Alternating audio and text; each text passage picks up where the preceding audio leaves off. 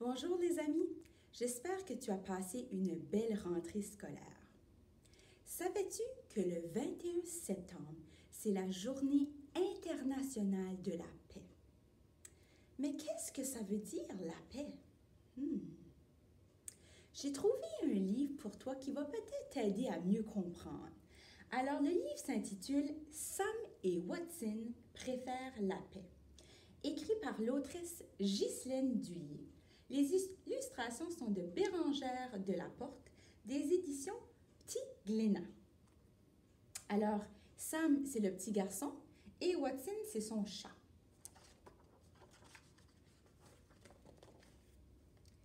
Bien installé près de Sam, qui lit un magazine de super-héros, Watson jette un œil distrait sur les pages colorées. Les humains sont bizarres, pense-t-il. Ils se croient supérieurs aux animaux. Mais ils font tout pour leur ressembler. Regarde, Watson. Tu crois que Spider-Man va gagner contre Electro? C'est le héros, il gagne toujours. En effet, Spider-Man parvient à repousser le méchant et bientôt, la paix revient sur New York. Ouf! Sam referme le livre. Il prend Watson dans ses bras et soupire. Dis Watson, pourquoi les gens se battent? Ah ça, le monde devrait être gouverné par les chats. En général, nous sommes des êtres pacifiques. Ce serait cool. Sam rit, mais réfléchit. Même à l'école, il y a des bagarres. Tu sais, Sam, pour avoir la paix dans le monde, il faudrait déjà que chacun soit en paix avec lui-même. Comment ça? La paix est à l'intérieur de nous, dans notre cœur, qui est toujours tranquille. Mais notre tête, elle, a toujours peur de quelque chose. C'est elle qui voit l'autre comme un ennemi et qui veut toujours plus. La guerre est dans notre tête. Et comme nous avons appris à écouter notre tête et pas notre cœur, alors nous pensons que c'est elle qui a raison. Watson saute à terre et soudain tend l'oreille. Il a entendu quelque chose dans la maison. Puis il revient à Sam. Pour comprendre ce qu'est la paix, on peut la ressentir pendant 1 minute. Est-ce que tu veux apprendre comment faire? Ah oui! Bien, assis-toi, les jambes devant toi, les pieds posés sur le sol, le dos droit, les mains sur le genou. Les yeux fermés, comme si tu regardais le sol, et respire doucement. Fais-le avec moi.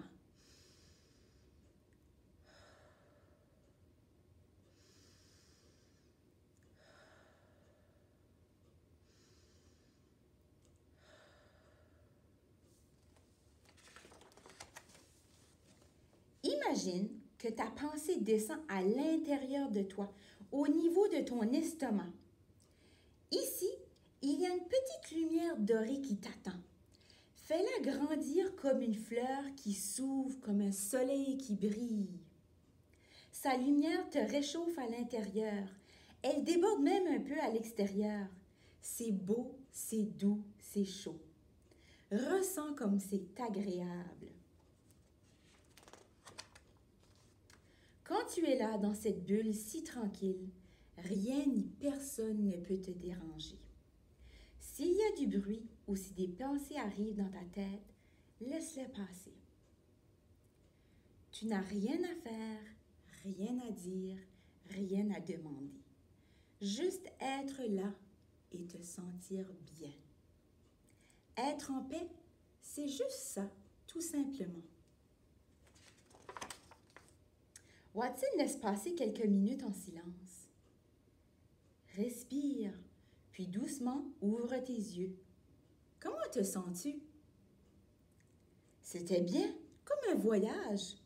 Tu vois, Sam, cet espace est toujours là pour toi. Tu peux y retourner quand tu veux pour t'apaiser. Sam hoche la tête. Il a aimé cet exercice. Et toi, à la maison, est-ce que tu as aimé faire cet exercice? C'est tout simple, hein? Il s'agit juste de décroiser les jambes, décroiser les mains, les mettre sur les genoux, fermer les yeux et prendre de grandes respirations. Tout simple, on peut le faire n'importe où, n'importe quand. Maintenant, dit Watson, je vais te raconter une très belle histoire de paix. Écoute bien. OK, je suis prêt. Il était une fois un très grand sage, respecté de tous. Partout où il allait, il enseignait aux gens de très belles choses qui les rendaient heureux. Un jour qu'il méditait sous un arbre en silence, les yeux fermés, un homme très envieux et tout rouge de colère vint le voir, l'insulta et lui fit 1000 reproches. « C'est injuste, dit-il, tout le monde t'aime alors que tu passes toutes tes journées assis sous cet arbre. Tu ne sers à rien. » Mais comme le sage ne bougea pas, ne répondit pas, l'homme finit par s'en aller. Dans la journée, il prit conscience qu'il avait fait de ce qu'il avait fait et en éprouva une grande honte. Il retourna vers le sage et lui dit « J'aurais jamais dû te parler ainsi, je le regrette, pardonne-moi. » Alors le sage ouvrit les yeux et lui demanda « Que fais-tu lorsque quelqu'un te tend un objet dont tu ne veux pas? »« Je ne le prends pas, voilà tout. » « Eh bien, c'est exactement ce que j'ai fait avec ta violence tout à l'heure. Je ne l'ai pas prise car je n'en voulais pas. Je n'ai donc rien à te pardonner car je n'ai pas été blessé. » À cet instant, l'homme sentit à son tour la paix entrer dans son cœur. Alors toi aussi tu peux faire comme le sage. Si tu entends quelqu'un à l'école, à l'extérieur, à la garderie, te dire quelque chose qui t'a blessé, tu peux tout simplement faire comme le sage et ne pas le prendre parce que ça ne t'appartient pas. Comme ça, tu pourras garder la paix à l'intérieur de ton cœur. Qu'en penses-tu, Sam? Trop fort, le grand sage. Est-ce qu'il était en paix avec lui-même? Eh oui, c'est pour ça que les gens l'aimaient tant. Parce que quand il était à côté de lui, ils ressentaient eux aussi la paix dans leur cœur. Elle est belle, cette histoire. Et si tu allais la raconter à tes parents, je suis sûre qu'ils vont l'adorer. Bonne idée, j'y vais. Toi aussi, tu peux aller la raconter, cette histoire, à tes parents. Sam quitte sa chambre en courant. Maman et papa sont dans le salon. Sam a l'impression de les déranger, mais il est trop impatient pour y prêter attention. « Maman, papa, Watson m'a raconté une super histoire. » Ses parents s'installent sur le canapé. « On t'écoute, mon chéri. » Sam commence à jouer l'histoire comme une pièce de théâtre. Avec ses mots et de grands gestes, il est à la fois le sage et l'homme en colère. À la fin, au lieu d'applaudir comme d'habitude, ses parents se regardent, puis se lèvent et ils s'embrassent. C'est magnifique, c'est exactement ce que nous avions besoin d'entendre. Mais pourquoi? Eh bien, quand tu es arrivé, nous étions en train de nous disputer un peu. Ton histoire nous a fait comprendre que ça ne sert à rien. Tu dis que c'est Watson qui te l'a raconté, mais comment? Watson, qui vient d'entrer dans la pièce, prend un air innocent. Un chat doit veiller à ce que l'harmonie règne dans sa maison. Ah! Bravo, Watson, tu es un excellent messager de la paix. Alors, la paix est un état ressenti dans lequel tu te sens bien et en sécurité. C'est ce que ça veut dire, la paix. Et oui, mon histoire est finie. Et toi, est-ce que tu te sens en paix dans ton cœur, à l'intérieur de toi? J'espère que oui. En cette journée internationale de la paix, je t'invite à faire 2 choses.